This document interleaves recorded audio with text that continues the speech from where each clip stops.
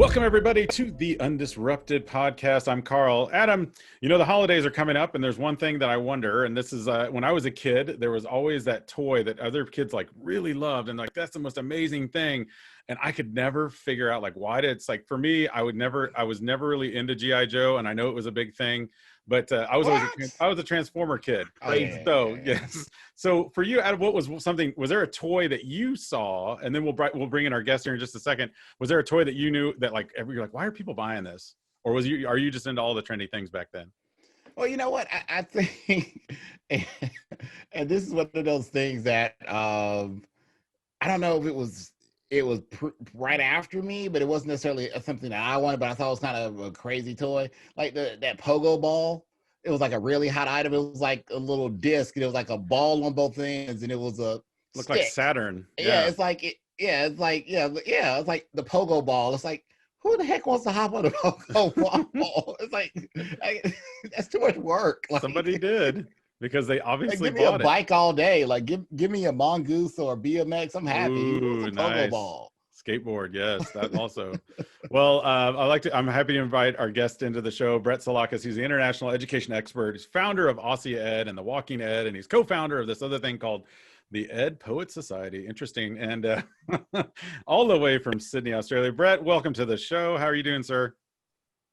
G'day, James. How are we doing? I am very happy to be joining you on the other side of the world as we enter into our nice, beautiful, warm summer, and you enter your chilly winter times. Yes, yes. It's actually 40 degrees in Texas today. So let me, on that question we just asked, Brett, what about you? Was there a toy or was there a thing, an item that you're like, oh, I don't know why people are getting this, or I'm past that? Or is there something you're just upset with? I don't know. Do you know what? I loved my Commodore 64. Loved Commodore 64. Loved the cartridges. Insanely jealous because I never had an Atari, and everyone, all my mates had Atari, but I had my Commodore 64, loyal to the Commodore 64.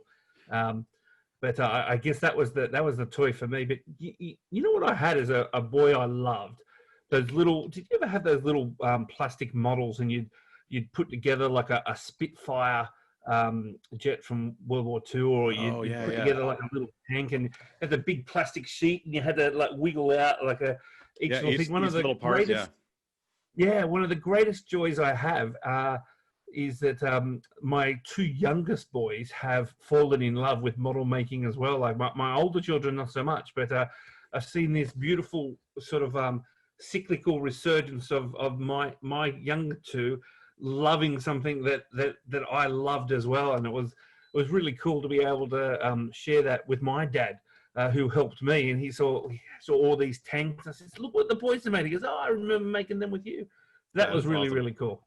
I just realized too. I think that's one of those cool things that's kind of come from like the pandemic also, is we're starting to get to find out all these tactile things that we used to use. And I know like you couldn't find a puzzle anywhere during the shutdown. No puzzles, board games. Gone. So all these things that people had kind of like stopped using and stopped doing, you couldn't find them anywhere because everybody all of a sudden ran to start doing these quote unquote low tech, no tech, old school things.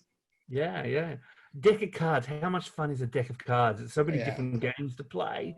My kids may or may not have discovered the art and love of poker with some poker chips recently. There's some good math in there. Not that you two have ever played before in the same room. I forget. I forgot. I introduced you, but I didn't do a proper introduction. So we're gonna try this over Zoom. I've never done this over Zoom. We'll see how it works. Aussie, Aussie, Aussie.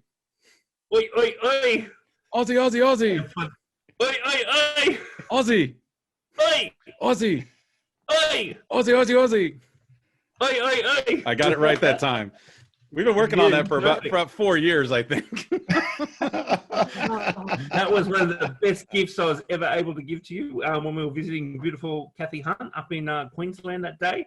Yeah. And we were talking about that. We had that moment. I jumped up on stage and called you back and said, let's do it. Let's do it now. Yes. I tell you now, Adam, if ever you need to find, like if you're in an American airport or you need to locate an Australian TSA, if TSA were ever like looking, TSA is your security, right? Right. Yeah. If you're ever looking for an Australian, if you just yell Aussie, Aussie, Aussie super quick, it's like like drilled into us from birth. You respond with oi, oi, oi. So if you're just like looking for someone, huge crowd, you need to find an Australian. You just yell that out and you just listen for where that beautiful oi, oi, oi echo comes back from. You zone in right on. So if you're ever looking for an Australian, Adam. We have this podcast isn't like any other podcast. We come with tech stuff. We come with international flavor. I mean, think about the things that you've been able to learn so far. And we haven't even gotten to the meat and potatoes. Cultural gift, cross-cultural sharing.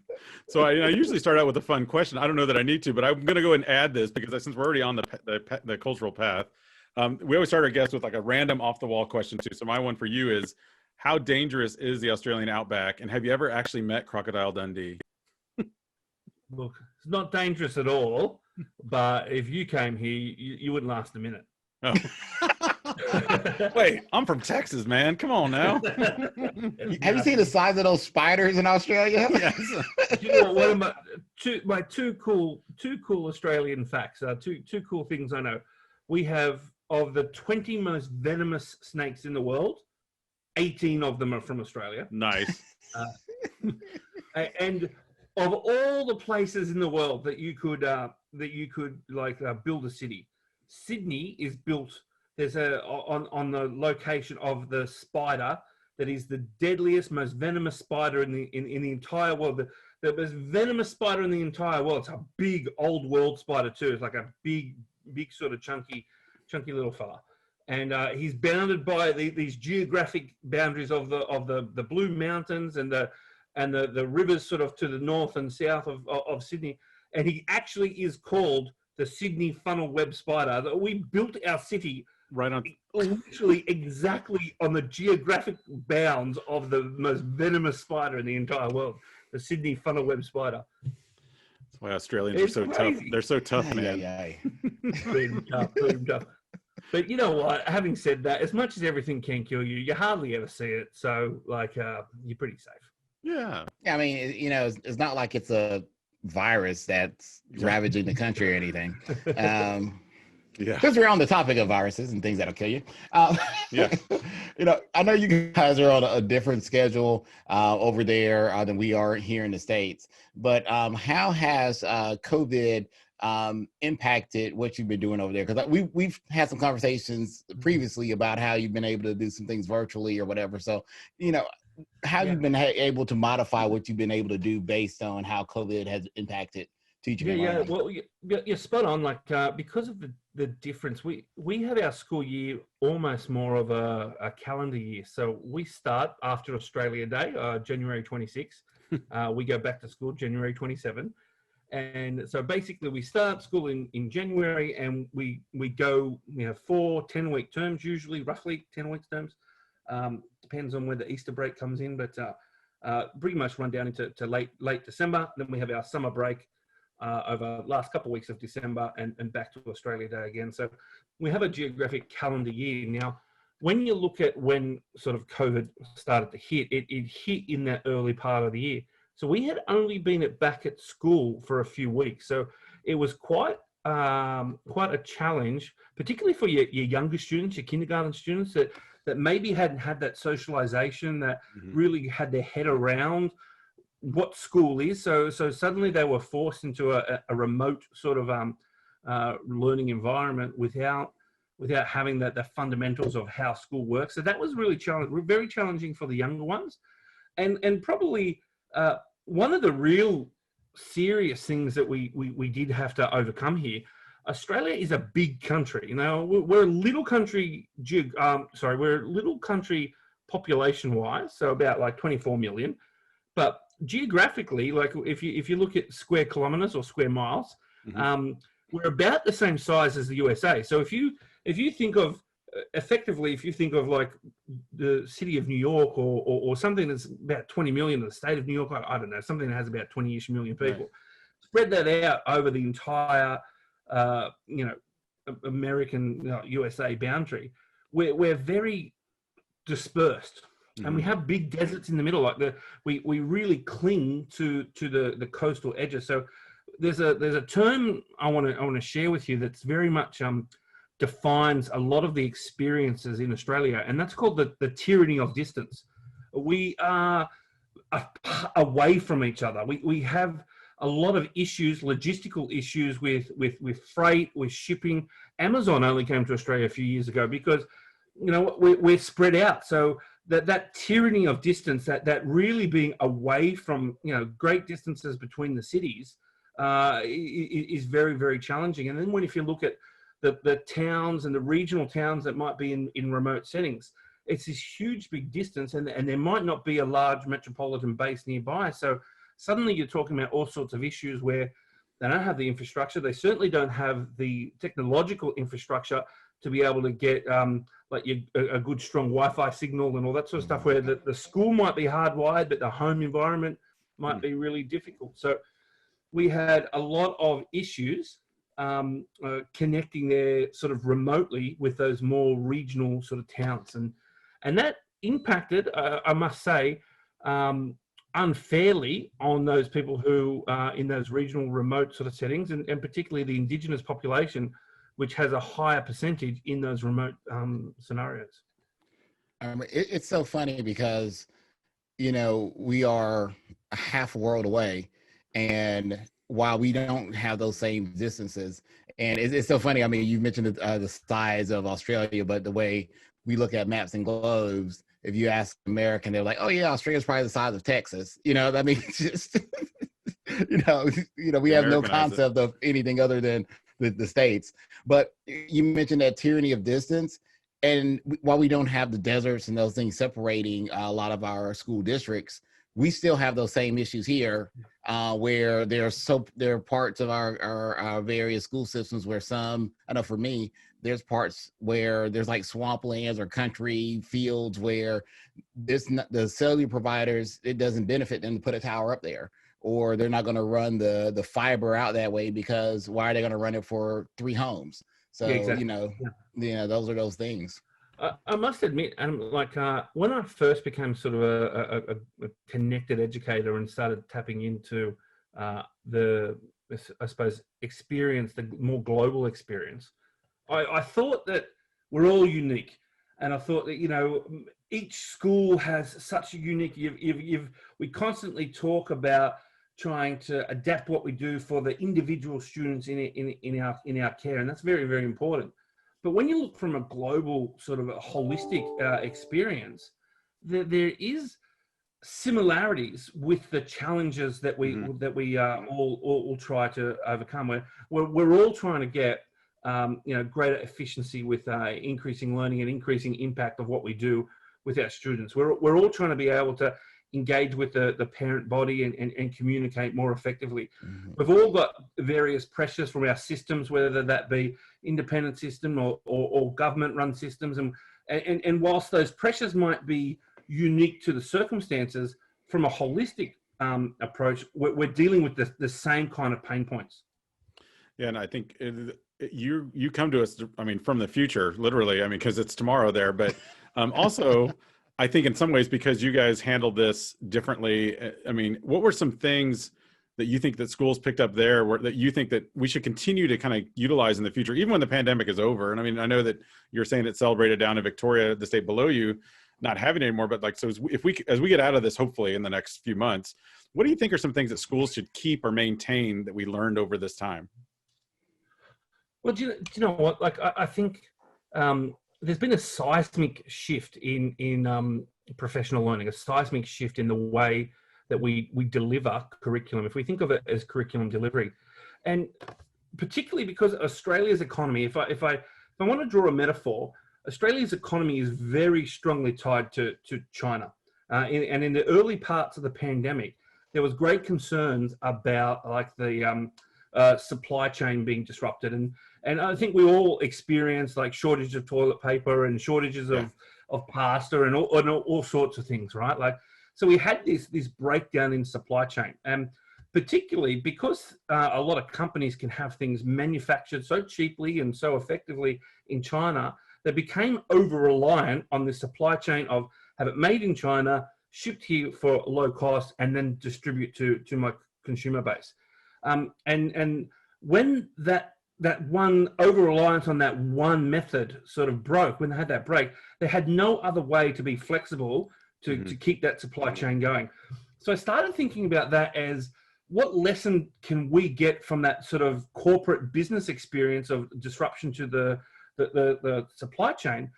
If we look at curriculum delivery as the supply chain of curriculum, the delivery of the curriculum, if we have been over-reliant on one methodology, so if we were only talking about face-to-face teaching and we were only dealing with one way, and then suddenly we had a break in that way of delivering curriculum, then that supply chain's broken and we can't deliver effective curriculum. So just like companies now have to diversify their supply chain, they might have a lot coming in from China, but they've got locally manufactured products and they're sourcing from a few different things. So if something disrupts the supply chain, they can dial down on one area and dial up on another.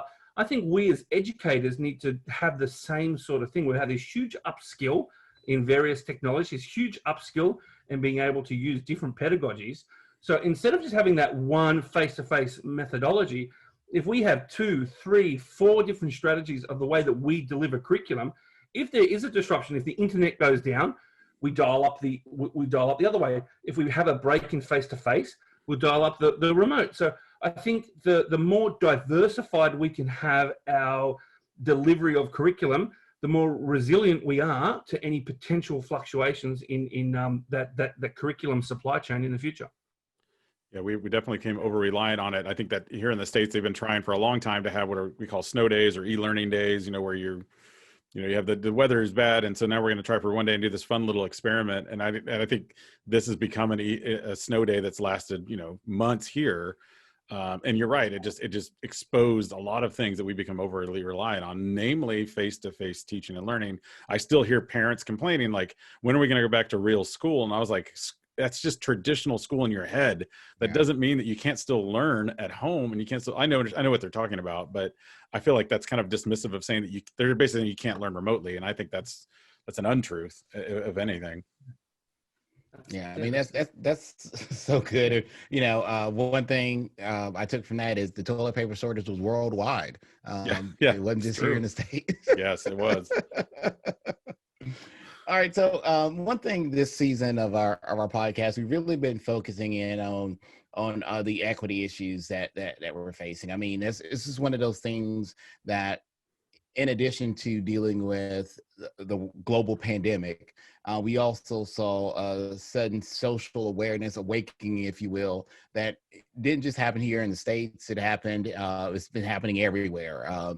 Different groups have been very vocal. And as you mentioned earlier about the tyranny of distance. So you also have these folks that have been disconnected, if you will, from the digital world. So what are some strategies and things that you could probably share from your perspective on how you've been working to bridge the equity gap, whether it is with connectivity or, as we call it, like also like our homework gap, where students don't have the connectivity and being able to do things, or gender equity, in any of those spaces that you've been able to touch in your position?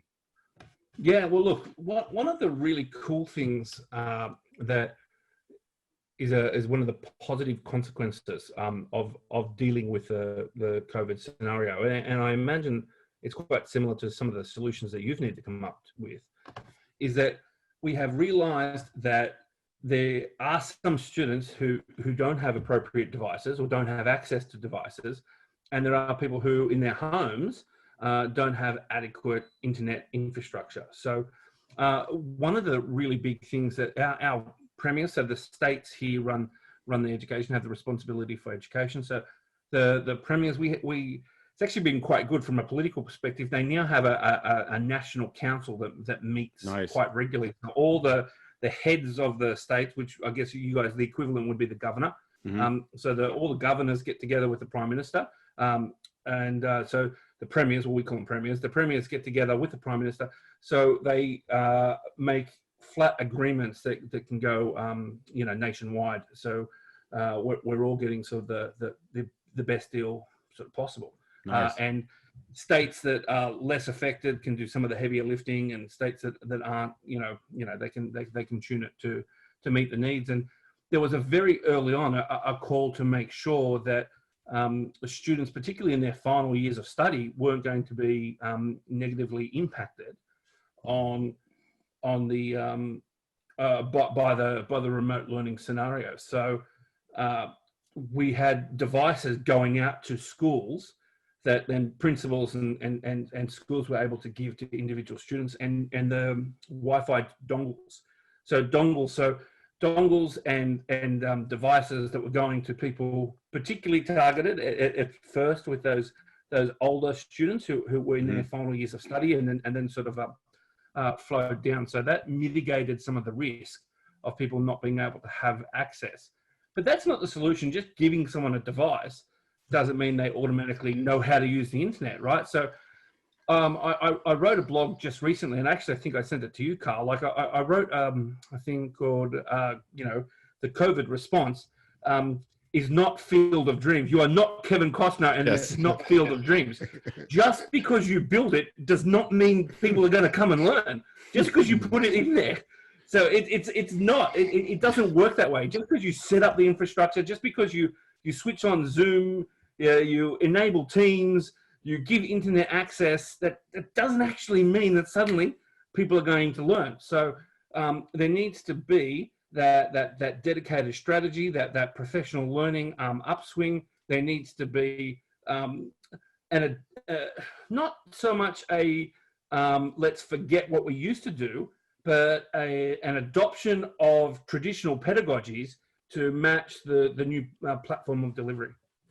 I'd like that. Yeah, and that's one of those things where I look at it. I was talking with our curriculum folks the other day, and I'm like, okay, are we thriving or surviving? Because let's be honest, not all school systems, mine, we've been great, but other school systems, weren't really knocking it out the park face to face before this whole thing hit. We still had students that were struggling to meet state standards and falling behind when we had them all in the building together. Now we've added this whole virtual thing going on, and we put these tools out there, but are we really successfully reaching these kids and moving them where they need to be? And I think you hit a point. Go.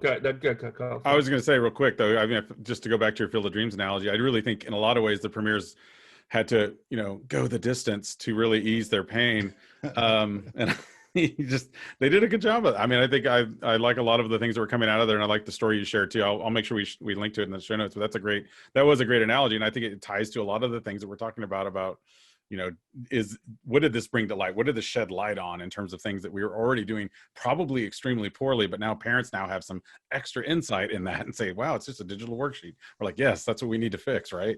Not that those are all bad, but. I guess like there's opportunity in crisis as well. Like, I mean, I think JFK actually used that in one of his famous speeches, and we know that's an old Chinese proverb. It's actually a Chinese character. The character in Chinese for crisis is the same as opportunity, right? So with all of these challenges, there are opportunities to excel and learn and do things differently. So there is, yes, remote learning and the whole COVID scenario has prompted a big problem that we've had to solve. But from that problem, there's been a huge upswing in professional learning from teachers. So, the three of us have spoken to you for many years now about like the use of ed tech and the leveraging technology. And I know we're three passionate people and been playing in this space for some time. But instead of now being on the vanguard, I think there's been a huge percentage of people who have now actually had those survival skills, like you said, Adam. Like they've got up, they know enough now to use. So it's incumbent on I guess us more experienced people who've been playing in the space to say, well, do you know what? It's not just actually survival. There's actually rich pedagogy and deep learning that you can do with this stuff. It's not just the digital worksheet. It's not just delivering a face-to-face lesson, but I Zoom with you. There's so much more possible. Yeah, you touch on a lot of things there that kind of ring true, and I know you have a lot of other passions too. I mean, I know you're passionate about poetry. You and I have gotten connected with that over the years. I'm not going to make you recite anything right now because I didn't prepare you for that. But you're passionate about something else that I'm curious about, and it's the digital escape room. I've seen a lot of presentations you've done out there about it. So give us, like, our listeners, just like a 1-2 minute, like what is it about the digital escape room? What, give us kind of what it is, and then what does it really draw out in terms of that pedagogy and that challenge? Yeah, well, you know what? I've been using them for a little while, and I've had them out there and been sharing it. But it was really in this remote learning setting that it came to the fore. I think it's probably, from a technique, from a pedagogical sort of technique, it's probably one of the strongest tools or methodologies you can employ. So effectively, you just use something like a OneNote or any file that you can actually lock a password on. So anything that you can put a password on and password protect, you can use this digital escape room sort of concept. Basically, you have a series of lessons. It can be a short one-off lesson, or I've done them with an entire term, like a 10-week program. So you pick your length of time that you want to use.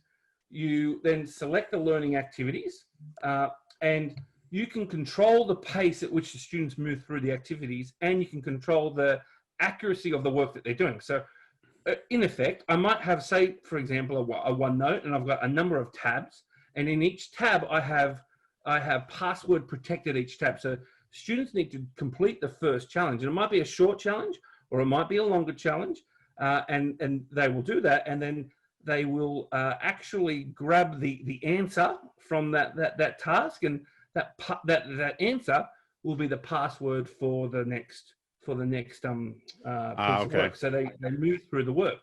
So you might have, if you have, say for example, a simple way of doing this, you might have a YouTube clip that they share, or you might record yourself talking. You put that in there. You have a number of questions, and maybe the first letter from each answer. So you've got 5 or 6 answers. The first letter from each answer, that could be the password for the next bit. So you can go through and do simple things like that. So it could be self-paced, and students can move through it. But here's where we can get that deeper pedagogy. If I've got, say, a task that is more meaty, and a task that is deeper and a little bit richer, and relies on a little bit more depth and skill and interpretation. It's not just a quick answer. Mm-hmm. It might be create a mini documentary. It might be write a written response. It could be anything. The student could go away, work on that, email it to you. You get to inspect it and say, well, you know what? This is not up to scratch. I want you to work on this section, this section, this section. You send it back to the child. You can put, annotations and help. And then they've got to actually go back and go, oh, I can't finish this task yet because the teacher's not going to give me the password until I've actually met and delivered the quality of the product that I want. So you've got quality assurance. So not only do you have this self-paced sort of work, but you're actually putting in quality assurance steps. So you can look at it and go, you know what, actually, I'm sorry, but you've knocked this up in 5 minutes. I'm not accepting it. Go back. I want you to explain why here. I want you to have a diagram here. You need to annotate this. And then when they come back to you and it's an acceptable quality, then you can give them the password that unlocks the next task. So students have agency because they're able to move through it in a pace they want, particularly if they're having to share a device with a sibling. They might not all be able to be on the same time. So they can access the device when they want to access the device. But you actually also have that ability to check in and make sure that the quality of work is at that high standard that you have always accepted, whether it's remote or face-to-face or in the school environment or at home. We've got these high standards, and you are going to make sure that the students' work is at that high standard. That's awesome. Yeah, I love that idea that we've seen the little 45-minute breakout EDU is the big thing here. But you're taking that onto the next level and saying, like, let's go even deeper than just that 45 minutes. Let's make it into quality control, but also that student agency piece, which is huge. Yeah, I can even see like adding like partners to that. So to get the password, yeah. I get part of the password. I have to find somebody else. So I got to work with Carl and I got to work with Brett. And based on what y'all been able to get, we then have to solve out. We all have a piece of that password. Yeah. There's a And lot of then once we get the flexibility password, in then we the can way unlock it. to incorporate group work. There's lots of flexibility in that, and the best part is, whilst the students, it's in a way that the students are actually able to manage their own time, like we said, agency. But the best part is we can insist on quality learning, and that's the real fear of a remote learning scenario, is that maybe the learning won't be of the same quality as perhaps previous. Well, do you know what? You do it this way, you're guaranteeing it's at the standard that you exactly want it to be at. That's awesome. So, like, one of the things that we ask every guest when they come in on this podcast, UnDisrupted, you can download it all major streaming services. We want to make sure that each guest kind of gets a chance to give all the listeners out there a bit of advice, something that can keep them undisrupted in their life. So what you got for us? Wow. Okay. Something that can keep you undisrupted. Well, do you know what? Carl hinted at a few things. Like, yes, I do love my poetry, and I have started something called the Walking Ed. And one of the things that we know in a disruption sort of life, being able to do regular exercise is so healthy for body and for mind. And that certainly has been one of the things that I've tried to cling to. A mutual friend that we all have, Matt Joseph, and I, we sort of started, having this conversation, and I actually called him one day. I think Matt's in Boston, I think. Yeah, it's Boston. Yeah. Yeah. Been on the podcast. I gave him I gave him a call whilst I was walking one day, and we were just having a yarn. And I like, punny names. And I said, you know what, we should do something called the Walking Ed. And then I sent out a tweet from the Walking Ed. And later that day, there was 10, 20, 30 tweets. People had jumped on the hashtag immediately. And then I think everyone was just craving being able to interact and be healthy and get out there. Well, we can't get out there in our normal way, but to be able to do that. I mean, I began selfishly. Carl, you taught me. I've got a body of a retired nose tackle, right? That's right. You play football here. A nose tackle who's let himself go. That's pretty much my body shape. I didn't say that.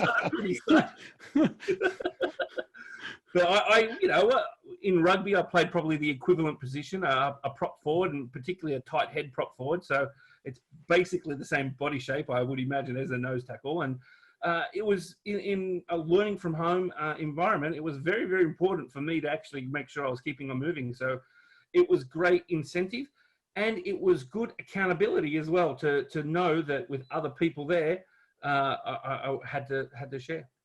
I love that connection. I think that's something important too. So listeners out there, making sure you're taking care of yourself, getting out, just having a walk or a walkabout, if you will, just getting out there and doing that. And I think that's important. It's for us to listen and learn from as well. So let me ask you this.